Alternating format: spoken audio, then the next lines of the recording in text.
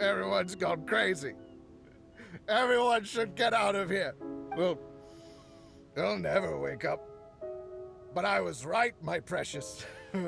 You are invincible. Precious? What's his precious? A miracle machine. Definitely not impossible. I think he's referring to that machine. What a drunkard. Oh, goodness. The smell of alcohol. Maid Fräulein, please allow me to fan the fumes away with my wings. Oh, excellent. Please, fan them away from me, too. Certainly. I've checked the surroundings, but there's no one else here. Isn't that strange? The Fatui is a big organization, but he's the only one left at this camp. What's more, we didn't even see him the last time we were here. Even the larger gentleman from the first time is missing. I think they must be hiding somewhere. As for why they may be hiding, I'm afraid we'll have to ask him. But he's as drunk as Tone-Deaf Bard. Should we wait for him to sober up? Cleanse him with the holy spring of punishment. Maid Fräulein means to splash him with water. Ooh, sounds like a good idea. Let's try. Hey, he opened his eyes. Huh? Hey, are you one of the Fatui? Can you tell us what happened here and what that machine is for? Ha! Fatui. Those blockheads from the administration will regret it now. That's what you get for rejecting my research and forcing me to conduct my research on this deserted island. My precious. Why is he crying? Looks like he has a lot of pent-up emotions. You mocked me! And my precious invention. You don't know anything about the future. Only my invention can help us conquer the world. Idiots. Such idiots. Ow! Don't hit me. I won't blow up the lab again. I'm sorry. I didn't mean to. This man's gone insane. There's no way we can communicate with him. He wasn't like this when we first met him. It looks like the effects have grown worse, to the point of driving him mad. My manuscript. My manuscript. Only that can save. Manuscript? Where is it? Don't yell at me. Don't yell at me. Fischl, don't yell at him. Then I'll... Let me try. Kind sir, look at me. Now, tell me, where did you hide your manuscript? No, don't force me to write a report. Go away. He's completely lost in his own imagination. Allow me.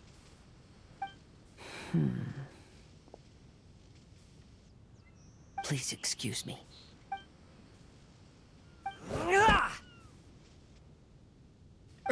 Oh! My butt! My brain is finally starting to work again. It's not a mushy mess anymore. Can you tell me where you put the manuscript? The manuscript. The manuscript is in the crack over there. Finally! Otherwise, I was gonna have to blast some of my loudest rock and roll in his ears. Kazuha hesitated for a long time before making a move. He's so nice.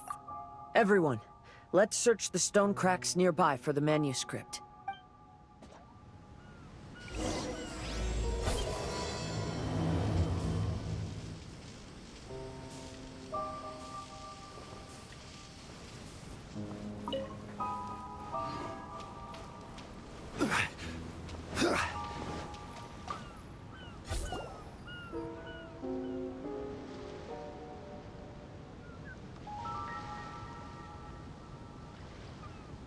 Found it!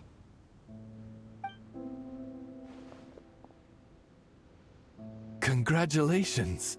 We found the key to solving the problem. Let me see. Just as I thought.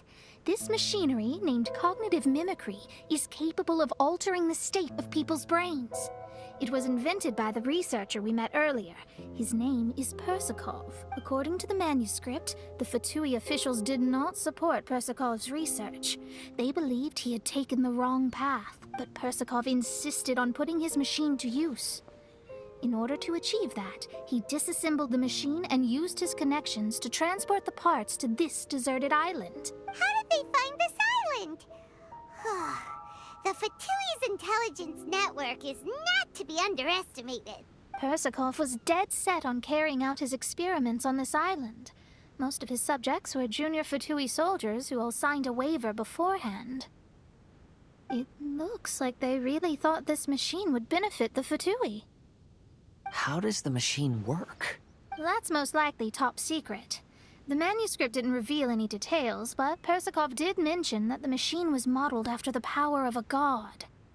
Does that mean there's a god connected to these dreamlike mirages, and the Fatui found a way to research it? Clearly.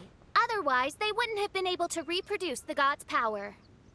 Anyway, Persakov's experiment did not go as planned. The machine broke down just days after it was activated. They tried to fix it, but the technologically illiterate Fatui soldiers completely ruined the machine. Even its most important component of all, the crystalline cores, got ejected and disappeared. A testament to the importance of maintenance in all aspects of life. I believe we can all learn something from this. Persakov may be a mad scientist, but he didn't want to see his subordinates suffer. Besides, if he didn't solve the problem, he would end up going insane as well. As a last resort, Persakov went out on his own to look for the cores.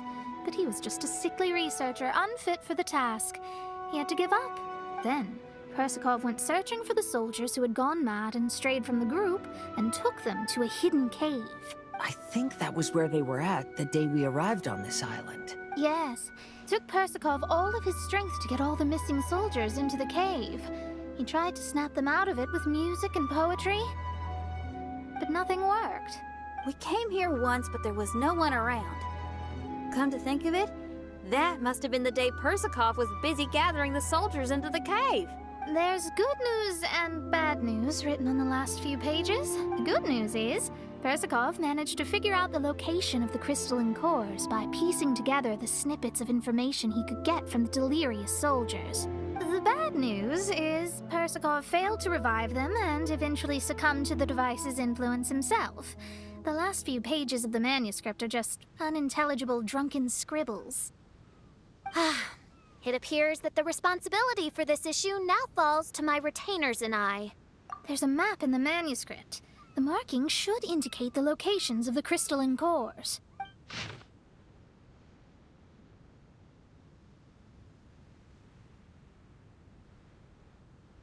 We've got no choice but to find the crystalline core.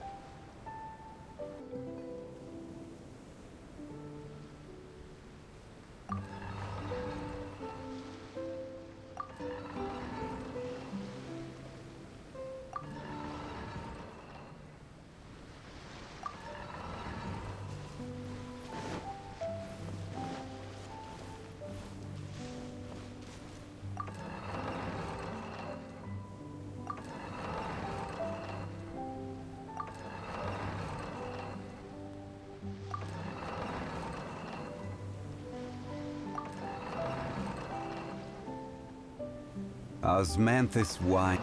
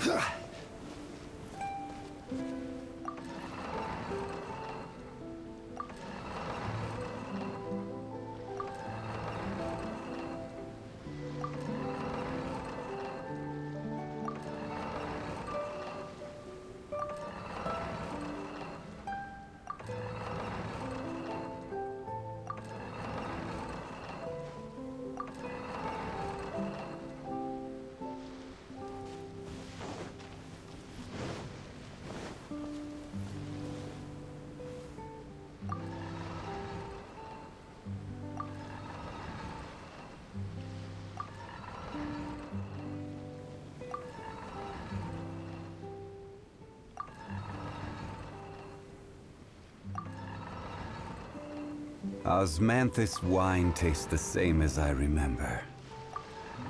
But where are those who share the memory?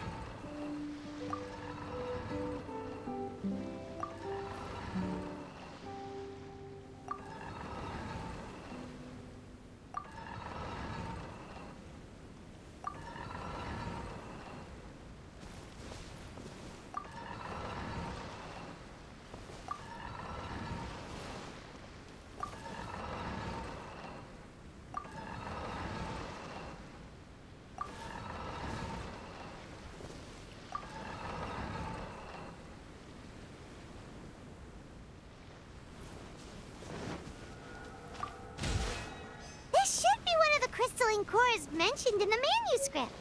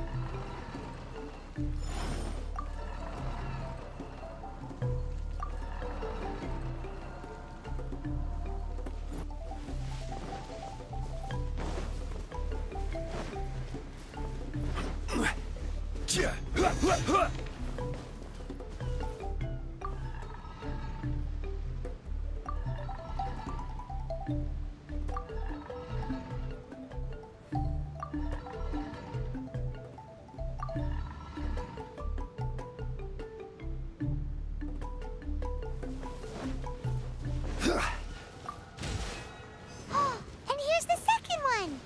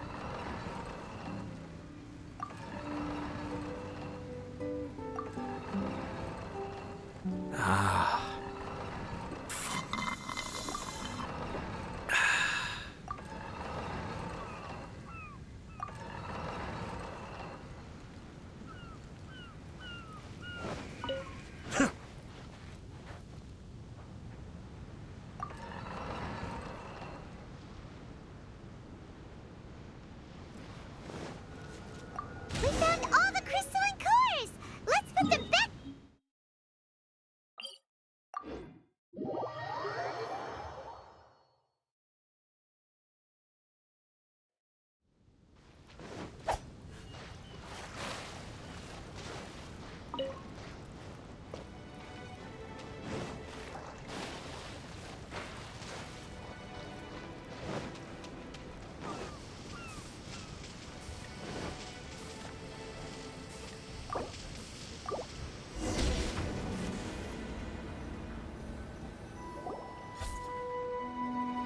We've inserted all the crystalline cores, Mona. Is that all we needed to do? I think so. That's what the manuscript... Let's give it some time. Hopefully it'll return to normal.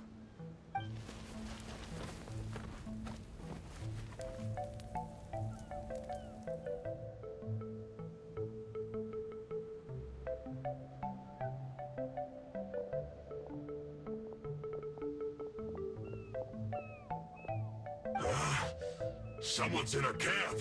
Hey, who are you people? Hold on. Look at the machine. Is it fixed? What? But Mr. Persikov is still lying on the ground over there. We're the ones who fixed the machine! Yeah, you're welcome! We could have had a nice, relaxing vacation if all of this hadn't ended up occupying so much of our time. Apologize to me and my retainers at once. Uh-huh? Oh no, I'm out of here. Hey! Don't leave me here on my own. Mr. Persikov's still there. We need to save him. Those two definitely seem a little more lucid now. It looks like we succeeded. Yay! Let's get out of here then! Paimon wants to spend the rest of this vacation back at our own camp. Yeah, but it feels like our camp now. Kinda like our temporary home. Then perhaps we should call it the Embassy of the Imanakreich and Dodoland. Huh? No! That's too many words! Paimon would prefer something easy to remember. Come on, let's go home now.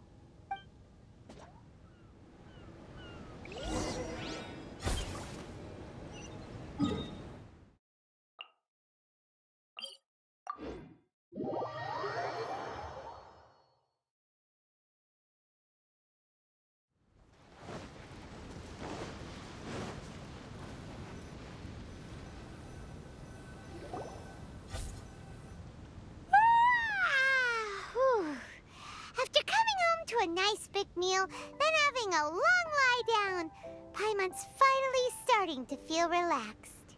Is the hospitality of the Imanakreich to thy liking? Paimon's loving it. Wonderful. Main Fräulein invited you all here not only to witness the arrival of our Holy Land, but most importantly, she wished that you could all relax and enjoy the summer. Great. Well, I've come to the right place. I love it here. May this place become an eternal paradise. Main Fräulein says she hopes to go on more adventures with you here in the future. Of course. And you should come find me and Leela when you get the time. I'll show you around. Oh, also, my friend runs the best restaurant in Leela. I'm sure you'll love it.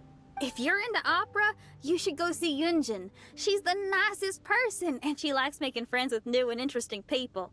I'm sure the two of you will have plenty to talk about with your shared passion for theatrics. Oh? If Lady Xinyan speaks so highly of it, then I must entertain the idea. Traveler, I have a suggestion.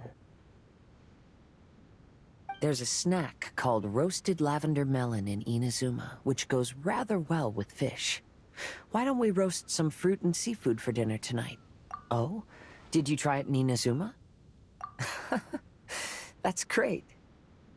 You know, I want to follow your example and travel around the world. Hopefully, I can also make good friends along the way. That means a lot coming from you. Ah, you're all here. I've noticed an issue. Although we've fixed the machine, as you can see, the mirages on the islands have still not disappeared. I've noticed that too. But considering it took some time for the mirages to appear, it may also take some time for them to disappear. Yes, that's definitely possible. In other news, my scryglass seems to be working fine now. The divination results are also looking about right. Although there are some parts in the results that I don't quite understand. It's as if there is some sort of power surrounding us. And it's still watching us. Do you think it's caused by the machine, or... Sorry, I'm also not sure. All I know is that the power is not hostile at the moment. Whatever it is, it doesn't seem to harbor any ill will toward us.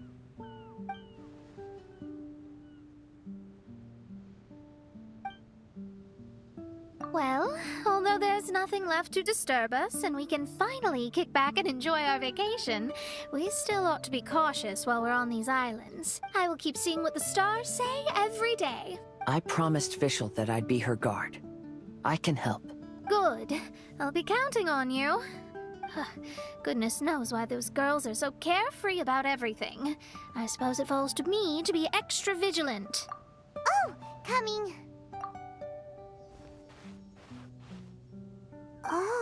So we're gonna call the tone-deaf bard, right? Well, hello there, strangers. You finally called.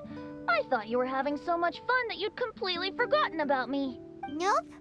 Oh, tone-deaf bard, a whole bunch of really strange things happened. A strange machine that can imitate the power of a god? Wow. I didn't know the Fatui had plans like that. Their imaginations are truly running wild. So, judging from your tone, it sounds like you don't know any more about this than we do. Alas, I am but a humble bard who sings for his Mora in the tavern. Why would I know anything about it?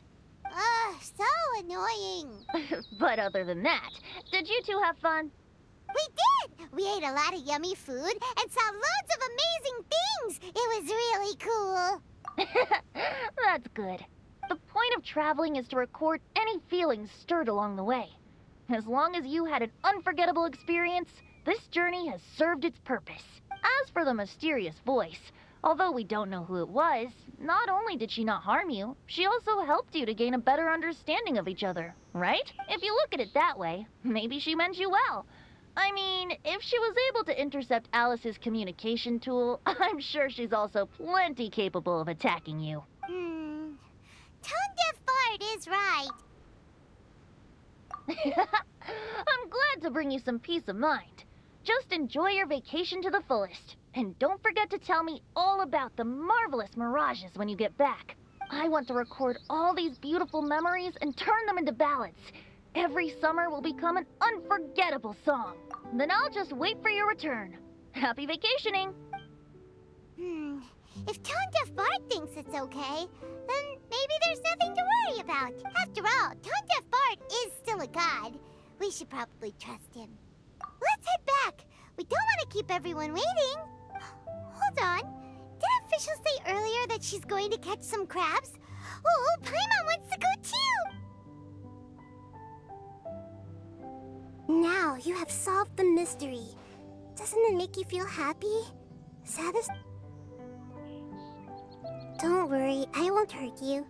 I'm just a little bird that sometimes flies by these islands, and am now watching you from far, far away. I just so happened to sense a power here that has something to do with me. I was curious, so I landed on the beach to quietly watch everything that took place on these islands. It was fascinating. The ones who came here to work were so busy, and yet I still saw genuine smiles on their faces from time. And then all of you arrived later on, bringing your glorious dreamscapes and wonderful willpower. Your dreams are like the pure and delicate bubbles floating on the water. The more beautiful the illusion, the more it fascinates me. I'm not able to travel myself, but I do admire free spirits like yourself. So, I helped them design a little something for you all. I hope you liked it. As I said, I don't have an agenda. I'm just a little bird. I stopped here to admire your lives, joys, sorrows, and all. You are a special person with a unique and brilliant glow. I decided to communicate with you in this way because I'm really curious about you. There's no need to wonder about my name. Maybe one day in the future, we will meet in another place. When that time comes, I think you'll be able to recognize me. Hey, what are you doing? The crabs don't catch themselves!